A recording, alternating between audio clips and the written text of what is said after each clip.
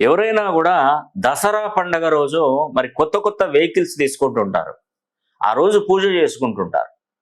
ముఖ్యంగానండి, మీరు దసరా పండగ రోజు మీరు వెహికల్స్ తీసుకున్నా పర్వాలేదు. కానీ ఒకటే ఒకటి మీకు గుర్తు చేస్తున్నానండి, దసరా పండగ కంటే ముందు రోజు కానీ దసరా పండగ తర్వాత కానీ మీరు వెహికల్ రిజిస్ట్రేషన్కి అయితే తప్పకుండా వెళ్తారు. ఆ వెహికల్ తీసుకునే ముందు నేను ఒక్కటే మిమ్మల్ని పదే పదే నేను అడుగుతున్నటువంటి విషయం ఏంటంటే, మీరు తీసుకునే వెహికల్కి యూనివర్సల్ నంబర్ ఉండే విధంగా చూసుకోండి. అద్భుతంగా పనిచేస్తుందండి. యూనివర్సల్ నంబర్ మన వెహికల్కి ఉండాలి. ఆ యూనివర్సల్ నంబర్ కనుక మన వెహికల్ కనుక ఉంటే మనకి ఎలాంటి ప్రమాదాలు కూడా జరగవండి. సేఫ్ సైడ్గా ఉంటాం. మనకి ఎలాంటి నష్టాలు జరగవు, ఎలాంటి ఇబ్బందులు ఉండవు, ఎలాంటి వెహికల్ మీద ఎలాంటి ప్రాబ్లమ్స్ అనేది రావు.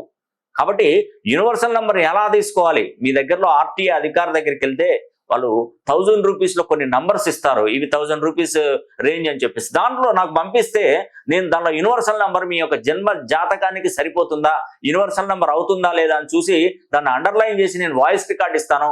ఆ వాయిస్ రికార్డ్ అనేది కూడా మీరు తీసుకున్నది చూసిన తర్వాత ఆ రిజిస్ట్రేషన్ నంబర్ అనేది కూడా రిజిస్ట్రేషన్ మీ పేరు మీద చేయించుకోండి.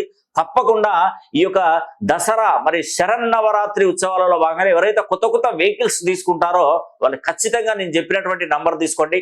మంచి శుభ ఫలితాలు తప్పకుండా పొందండి.